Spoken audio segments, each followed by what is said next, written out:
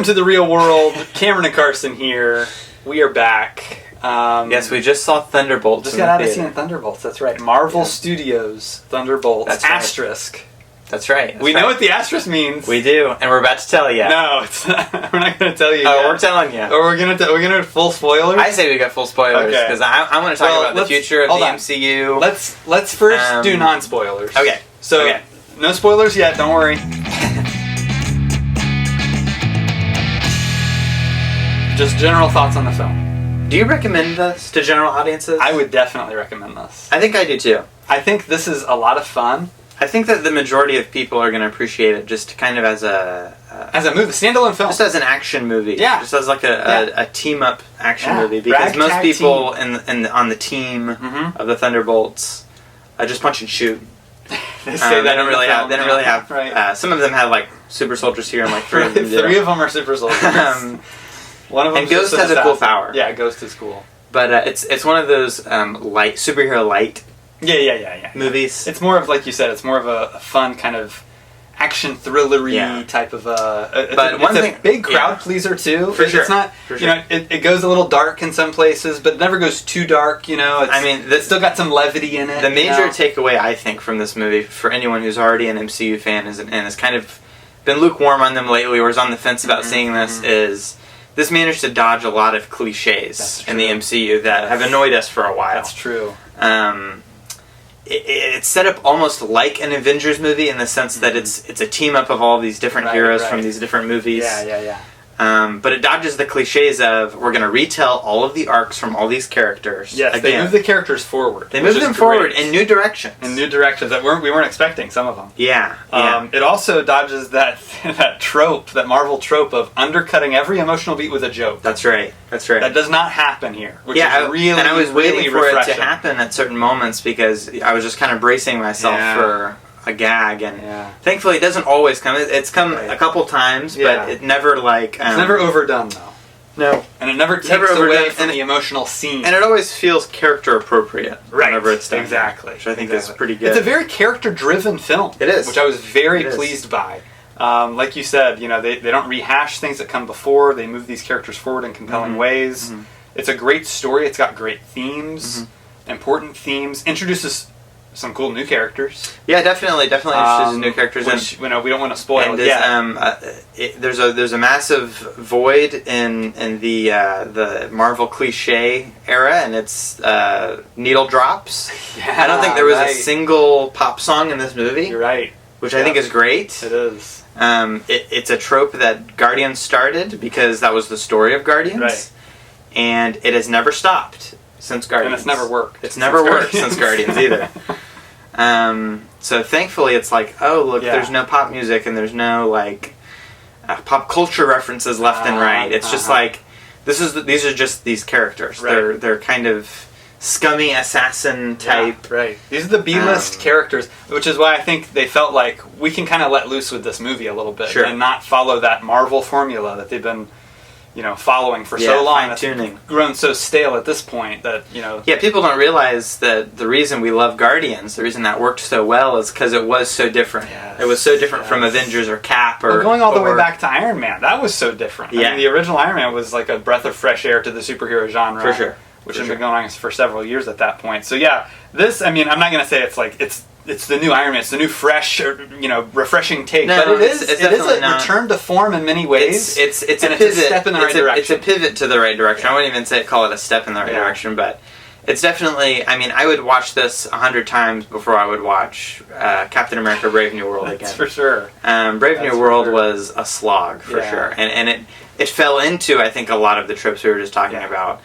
And sadly, I feel like there is a good movie somewhere in the DNA of Brave New World. There is. But thankfully, for whatever reason, Thunderbolts was able to keep that thread. Felt like there was a lot less studio meddling here. Yeah, the script felt a lot more cohesive. There's only 2 writers. Coherent. Instead of a team of writers, of like 20 writers. We were talking earlier about action in the MCU. And this has been a thing that's bothered me for a long time, is a lot of action sequences are shot in previs. Right. So they're not even directed. They're just done, literally, they're animated by a team of visual effects artists. Right. This movie had a lot of action sequences that felt very deliberate. Yes, yes. It was like, this car chase is going to happen because of this reason, and like this is the motivation for it. Yep. And it's like there's only 3 vehicles. These are the characters' dynamics. Yeah. This is like how they try to get out of this, and then a final resolution. It was a great sequence. I love that car chase sequence. I agree. It's very simple. Yeah. But it's extremely well shot and well edited, well put together.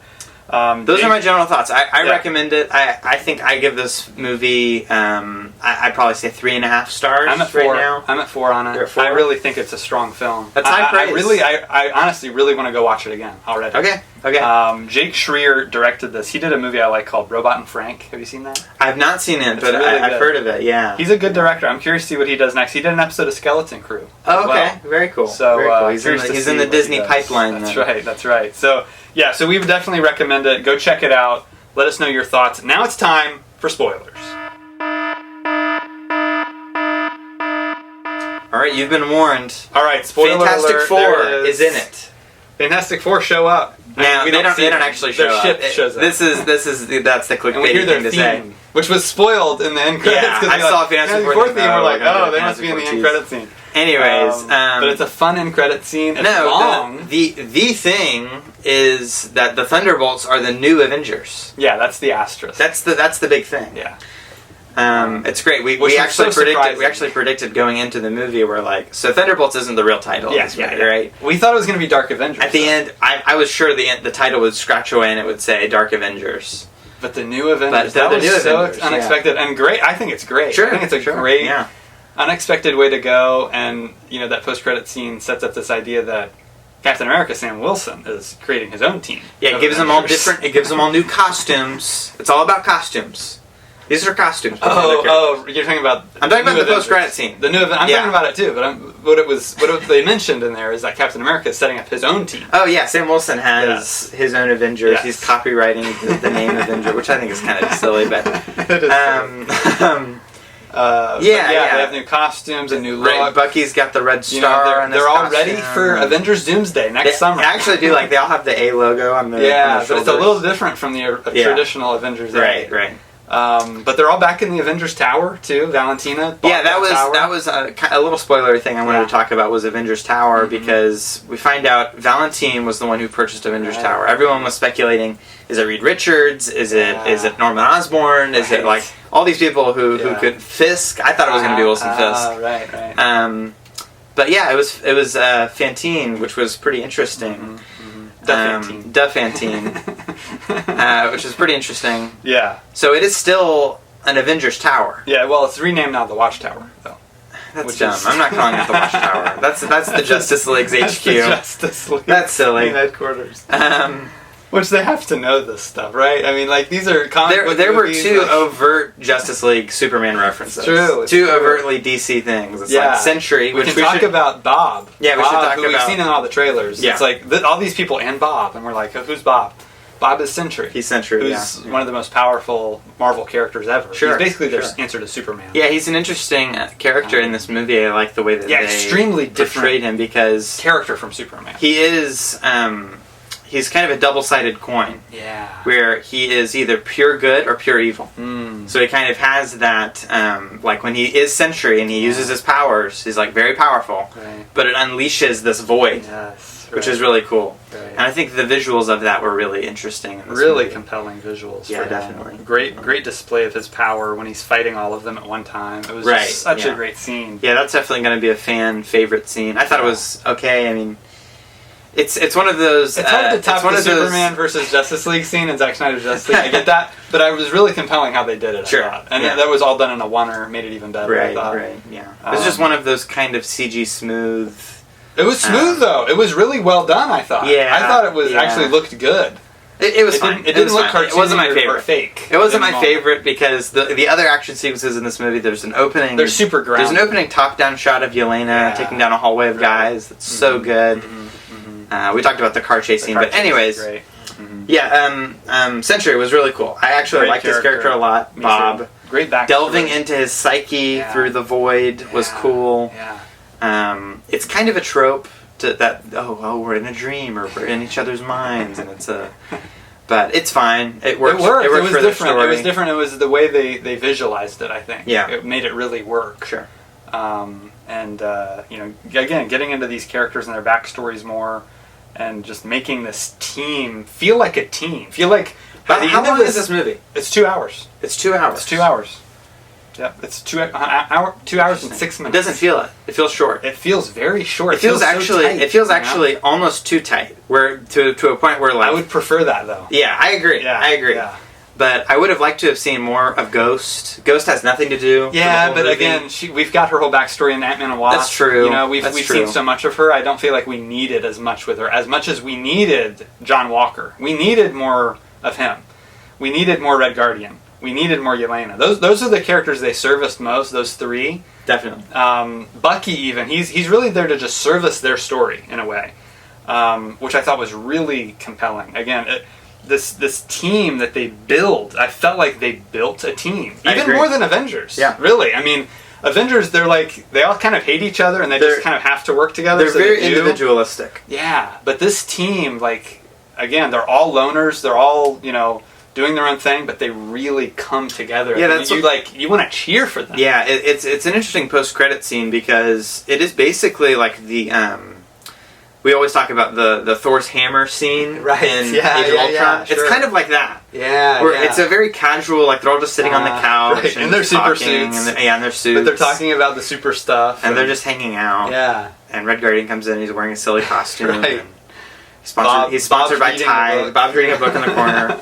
That's good. It was a good It's moment. a good little characterization, I think. Yeah. And, nice little button on the movie. Casually hanging out with each other as superheroes is one of my favorite superhero things. It's fun. It doesn't happen. It's really one of the joys of the genre, in my opinion. Yeah. When you get to, because this is what we love, the Justice League animated show. Yeah, it's like our favorite. Right. When they There's get a lot to of that downtime. when they get to just downtime, like comfort and joy. One of my favorite. We're having episodes. coffee, or we're at the cafeteria, or whatever. The comfort and joy episode. They all go and have Christmas together. Yeah, exactly. It's fun stuff. Yeah, so those are moments. It humanizes them. It humanizes them, and it makes them more relatable and more likable. Mm-hmm. And they're not just constantly talking about the mission. We gotta solve the mission. We gotta these big global stakes.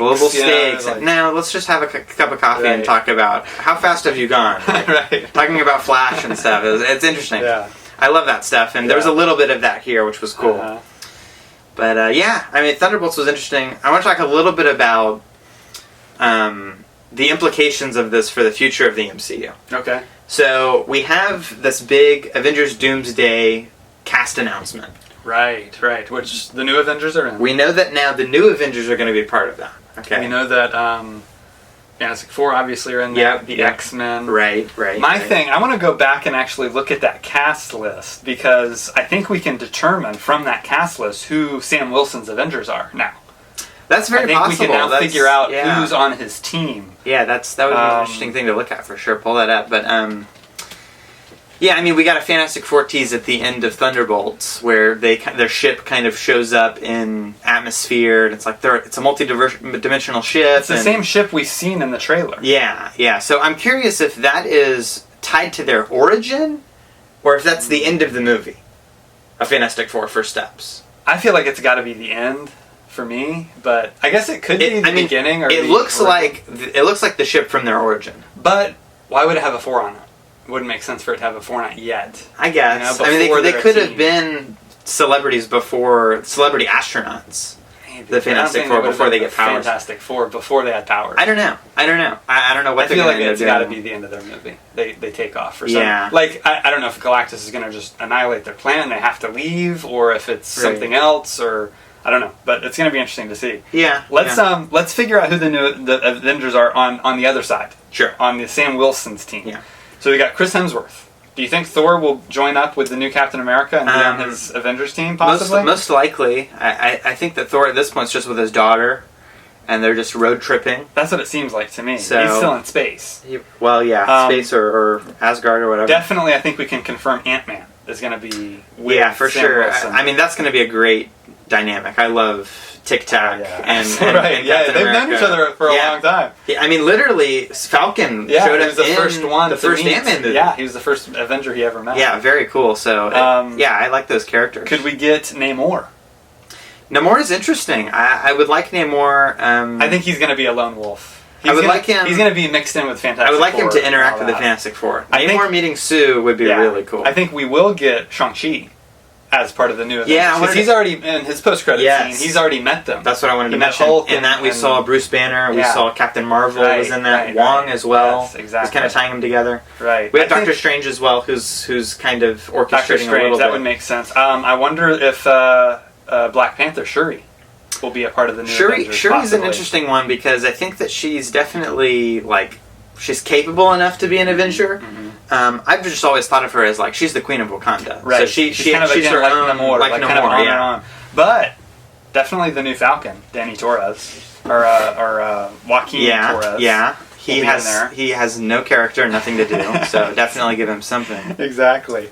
The rest of these are all X-Men and Fantastic Four characters. So I think that's it. I think we got potentially Thor, of course Captain America, Ant-Man.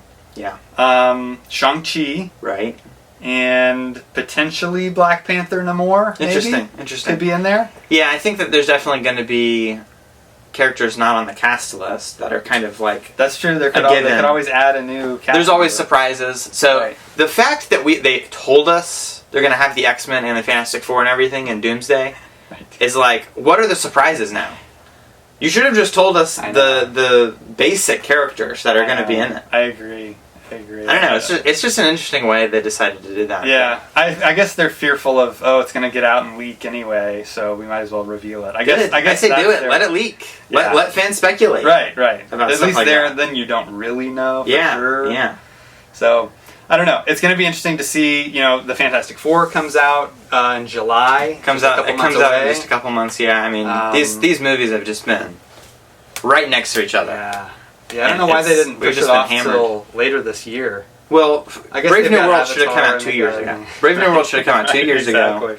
I don't know why they remade that movie 3 times. Yeah, a lot of reshoots there. It's a mess. But Thunderbolts was good. I recommend it. We're getting a little off topic. Thunderbolts, you gotta go check it out. It's really, again, I'm on the verge of basically calling this a return to form for Marvel in many ways. In many ways. Okay. Just because the sourness of Deadpool and Wolverine, and then Captain America: Brave New World. This really feels like this is what we want. This is character-driven stories that are interesting and fun and compelling, and it makes me want to see more of these characters. I'm actually more excited to see them. I agree. In Doomsday than anyone else. I agree with that 100%. So, which is sad because I liked Falcon and Winter Soldier. I like that show so much. I know. And I would love to see more Sam Wilson. It's just his movie. It just did nothing. Right. Did nothing for me to be more interested in his character than I already was. And what's most disappointing is, like you said, there's a lot in there that it could have been a great movie. There's so much there. Good. Isaiah Bradley and the cast is so good. Harrison Ford. I mean, it's so much great stuff. That movie should have been really, really good. It should have been great, but it wasn't. But this was. So, again, the one that we were expecting, I think, Thunderbolts, we were like, what? I mean, is this going to really work? Here we go. Suicide Squad and Guardians again. Here we go. But it wasn't. It was its own thing, which I think is really cool. So, let us know your thoughts in the comments down below. Make sure you hit that like button, hit subscribe, hit the bell so you get notified of all our videos, and we'll see you next time right here on The Real World.